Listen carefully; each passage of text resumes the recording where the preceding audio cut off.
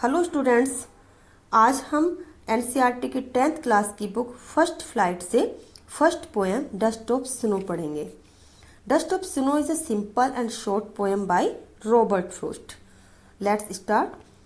The way a crow shook down on me the dust of snow from a hemlock tree.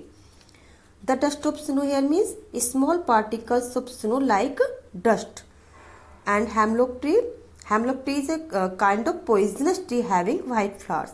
तो इन 4 lines में हम देखेंगे कि poet ने क्रो और हेमलॉक ट्री दो नेचुरल एजेंट्स को यूज किया है, और जो दोनों के दोनों नेचुरल एजेंट्स हैं दे सिग्निफाई सैडनेस एंड ग्लूम, मतलब सैडनेस और ग्लूम को सिग्निफाई करते हैं, उनको बैड ओमेन समझा जाता है।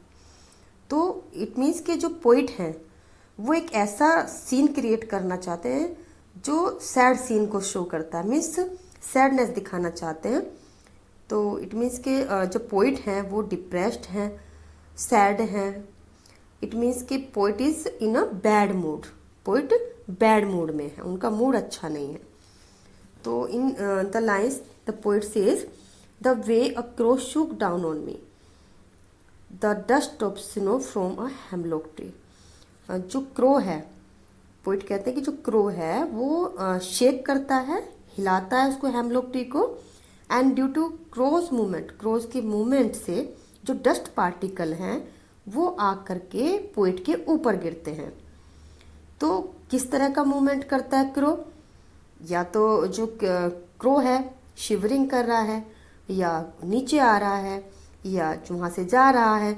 इट मीन्स किसी भी तरह का मूवमेंट कर रहा है। ये मूवमेंट उसका अननोन है कि किस तरह का मूवमेंट कर रहा है, लेकिन कर रहा है।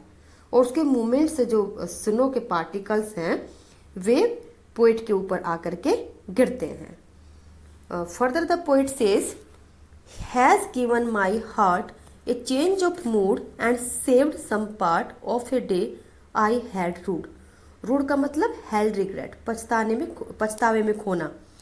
पोइट कहते हैं कि जो स्नो ऊपर से गिरी, क्रो ने जो स्नो ऊपर से उसके ऊपर डाली, पार्टिकल स्नो के डाले, तो जो उसका हार्ट था उसका मूड चेंज हो गया। इट मीन्स जो डिप्रेस्ड थे पोइट, मीन्स दुखी थे, वो अब उतने दुखी नहीं रहे। इट मीन्स कि उनका जो मूड है change from sadness to happiness, sadness से हैप्पीनेस में चेंज हो गया।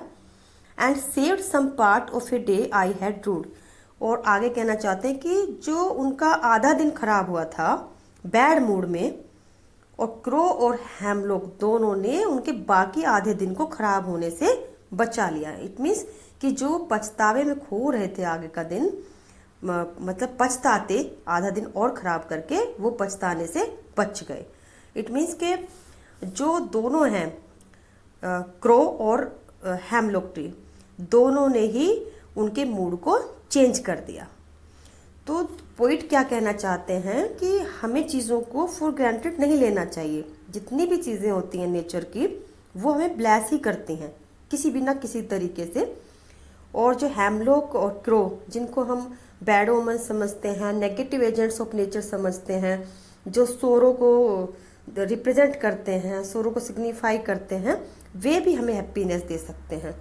तो जो पोइट हैं वो एक मैसेज हम लोगों को कन्वे करना चाहते हैं कि जो नेचर है या वर्ल्ड है उसको हम जैसा देखते हैं, जैसा देखना चाहते हैं वैसा देखते हैं, बल्कि हमें ऐसा देखना चाहिए जैसा वो है। हमें उसमें अच्छाई ढूंढनी चाहिए। बेकार से बेकार चीज़ें जिनको हम बुरा मान लेते हैं वे भी हमें खुशी दे सकती हैं, जैसा कि इस पोएम में क्रो और हेमलॉक ट्री ने पोइट को खुशी दी। अब इस पोएम में हम ये देखेंगे कि कौन कौन से लिटरेरी डिवाइसेस यूज हुए हैं। पहले 4 लाइन्स देखेंगे। The way a crow shook down on me the dust of snow from a hemlock tree. अगर हम राइम स्कीम की बात करें तो crow is rhyming with snow and me is rhyming with tree. तो यहाँ पर जो राइम स्कीम है A B.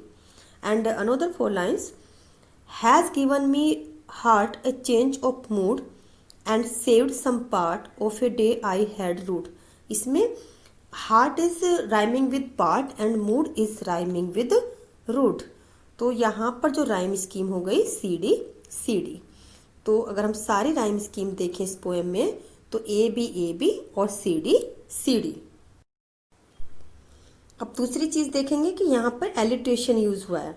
Alliteration means the occurrence of the same letter और sound at the beginning of adjacent और क्लोजली कनेक्टेड वर्ड्स।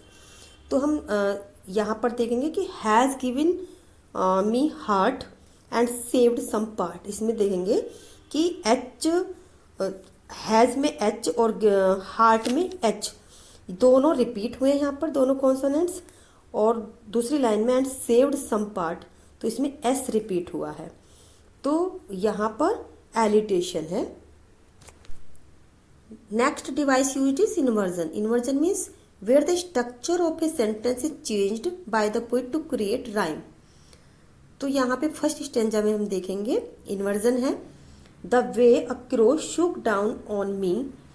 यहाँ पर जो स्ट्रक्चर है सेंटेंस का उसको पोएट चेंज कर देते हैं एक राइम क्रिएट करने के लिए। Next device is enjambment. When the same sentence continue to the next line without any punctuation mark, तो वहां पर एंजैम्पमेंट होता है। इस पोएम में हम देखेंगे कि शुरू से आखिर तक बीच में कोई भी पंक्चुएशन मार्क यूज नहीं हुआ है। तो जो फुल स्टॉप है is only at the end of the poem. जो सेंटेंस है वो कंटिन्यूड है नेक्स्ट लाइन्स में। And the last device used is assonance. Assonance means the prominence of A vowel sound through out a line.